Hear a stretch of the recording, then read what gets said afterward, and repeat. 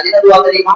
இமாம் மெம்பர்ல ஏறி ஒரு குத்துபா ஓதி 2வது குத்துபாவுக்கு அமர்வார். ஒரு 2-3 நிமிடங்கள் தான் இடைவெளி. அந்த இடைவெளியில நீங்க என்ன கேட்டாலும் கிடைக்கும்.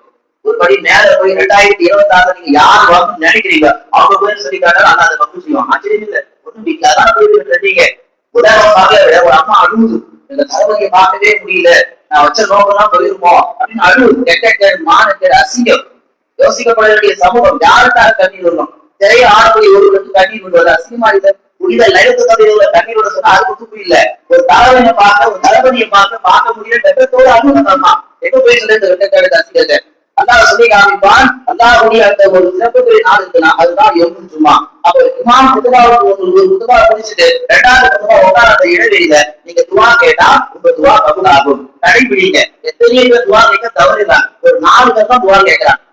ரசூலுல்லாஹ் சொன்னாங்க, அந்த இடைவெளியில் கேட்கப்படும் துவா எந்த மறுப்பும் கிடையாது. எதை கேட்டாலும் அல்லாஹ் கொடுப்பான். இன்ஷா அல்லாஹ் இப்ப ஜும்ஆல நல்லா உட்கார்ந்துருக்கோம். அடுத்த இமாம் குதுபா ஓதுதான் போறாங்க. அந்த இடைவெளியில தயவு செய்து நேரம் கடத்த வேண்டாம். அல்லாஹ் கையை கொடுத்துங்க. நான் நோன்பை ஏற்றுக்கையா அல்லா, தொழுகை ஏற்றுக்கையா அல்லா, பெருமாளை சிறப்பாக கொண்டாடுறையா அல்லா, எதுவும் பெருமாள் அத்தனையும் கேளுங்க. இமாம் அடுத்த குதுபா எழுதிக்கிறதுக்குள்ள இப்படி முஸ்லிம் சமூகம் செய்ய வேண்டிய முக்கியமான விஷயங்கள் எல்லாம் செய்ய தவிர்த்து அதுல ஒண்ணுதான் பெருநாள் தினத்தன்று கொண்டாடப்பட வேண்டிய முறையான சந்தோஷங்களை முறையற்ற முறையில் சந்தோஷமாக கொண்டாடி கொண்டிருக்கிறார்கள்.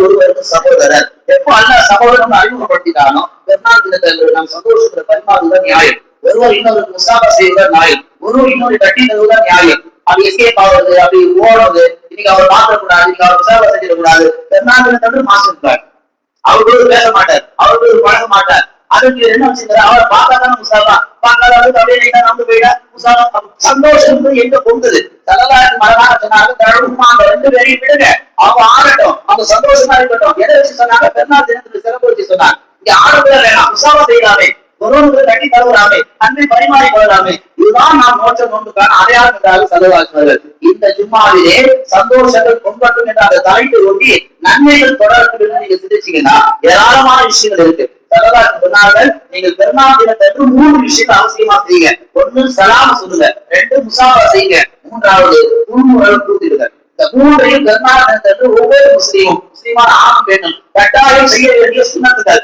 இதை செஞ்சாதான் சந்தோஷம் போகும். சட்டியில கீழே காட்சி விடுறது, அல்லது பாத்தியா விடுறது, அல்லது பேஸ்புக்ல, வாட்ஸ்அப்ல, வாட்ஸ்அப்ல வைக்கிறது, இது நிறையா. உண்மையான சந்தோஷம் என்பது என்ன?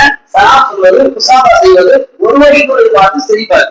இந்த ரமலானை ஒட்டி செய்த நன்மைகள் தொடரப்பட வேண்டும். அதுக்கு சல்லாஹ் சொல்லி காமிக்கிறார்கள். ரமலானுடைய நன்மைகள் பெரிய நன்மை, அது ஈடே கிடையாது. பள்ளிவாசல்ல ஒரு நாள் ஈட்டிக்காக இருந்தா அவருக்கும் நரகத்திற்கும் கிழக்கிற்கும் மேற்கும் இடையே நாங்கள் சொல்லலாம். ஆனா ரமலான் பேரை பார்த்து, பெருநாளுக்கான பிறையை பார்த்து, அந்த பெருநாள் தினத்தன்று ஒரு சகோதரர் இன்னொரு சகோதரருக்கு ஏதாவது ஒரு உதவி செஞ்சா, அது பொருளாதாரத்திலையோ அல்லது எந்த உதவி செஞ்சாலும் ரசூலுல்லாஹ் சொல்றாங்க 10 வருஷம் ஈட்டிக்காக நன்மை அவருக்கு கிடைக்கும். 10 ஆண்டு, ஒரு நாள் அல்ல.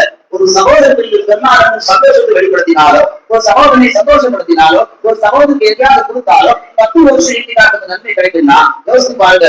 ஒரு நாள் இருந்தால் கிழக்குக்கும் மேற்குக்கும் நரகத்துக்கும் தூர இடைவெளி. 10 வருஷம் ஒரு நன்மை அல்லாஹ்வுக்கு தர்றானா அந்த ரமலானுடைய தினத்தை, அந்த பெருநாள் தினத்தை நாம் எப்படி கொண்டாடப்பட வேண்டும்? எந்த ரமலானை நாம் நன்மைகளை தொடர்ந்து செஞ்சோமோ அந்த நன்மைகளை பெருநாள் தினத்தன்று தொடர்ந்து செய்யும். அது விடுவக்கூடாது, அது துணிச்சு போகக்கூடாது. நபிகள் நாயகம் ஸல்லல்லாஹு அலைஹி வஸல்லம் ஒரு சாதி கேட்டார், யார் சொல்லலாம், என்கிட்ட ஒரு ஏழையாளி இருக்கிறார், அவர் எப்ப பார்த்தாலும் பொய் சொல்றார், அவர் மோசடி செய்யறார், நான் அவரை என்ன செய்ய? நாளைக்கு மறுமையில அவர் சொல்லி என்னுடைய நிலைப்பாடு என்ன? நபிகள் நாயகம் ஸல்லல்லாஹு அலைஹி வஸல்லம் சொன்னார்கள், நாளை மறுமையில நீ அவருக்கு அதிகமா செஞ்சிருந்தா அவர் நன்மை எடுத்து உன்னுடைய நன்மையை போடப்படும். நீ அவருக்கு அநியாயம் பண்ணியிருந்தீங்கன்னா உன்னுடைய நன்மை எடுத்து அவருக்கு போடப்படும். அல்லது நீ நியாயமா இருந்தீங்கன்னா அவர் நன்மை எடுத்து உனக்கு போடப்படும். இதை கேட்ட அந்த சனாதி அவர் ஒரு வார்த்தை சொன்னார், யாரும் சொல்லலாம், இந்த நொடிய எங்கிட்ட இருக்கிற எல்லா அடிமைகளையும் நான் உரிமை விட்டுறேன்.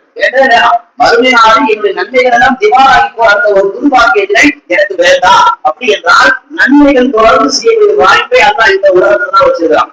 நாம தொடர்ந்து ரமலான நன்மை செஞ்சுட்டு வந்தோம். அந்த ரமலானுடைய நன்மைகளை ஒரு பெரிய கேட்டா போட்டு கூட்டிடக்கூடாது. எதெல்லாம் செஞ்சோமோ அதெல்லாம் திரும்பவும் செய்யணும். நாம யாரும் பஜர் 4 வாட்டி சொல்லல, தராபியா 2 வாட்டி சொல்லல, குரான ஓடுதல் செய்யல, மறுக்க திரும்ப ஓடல, எல்லாம் ஒன்சுமா தான். ஒரு வாட்டி பார்த்தாலும் அடுத்த நாள் வரல, ஒரு வாட்டி அடுத்த நாள் போகும், எல்லாத்தையும் ஒரு வாட்டிதான் செஞ்சுட்டு வரும். அந்த ஒரு வாட்டி செஞ்ச எல்லா நன்மைகளையும் அடுத்த ரமலான் வரைக்கும் தொடர்ந்து செஞ்சுக்கிட்டே வரணும். தாவூத் அலைஹிஸ்ஸலாம் கேட்டாங்க, அல்லாஹ் இடத்துல யாருக்கா மீசானுடைய தராசை இடத்துல காட்டு அப்படின்னா, அல்லாஹ் என்ன செஞ்சான்? மீசானுடைய தராசை காமிச்சான். அதை பார்த்த உடனே தாவூது நபி மயக்கம் விட்டு கீழே விழுந்துட்டாங்க. அந்த மீசானுடைய தராசு தட்ட கிழக்கு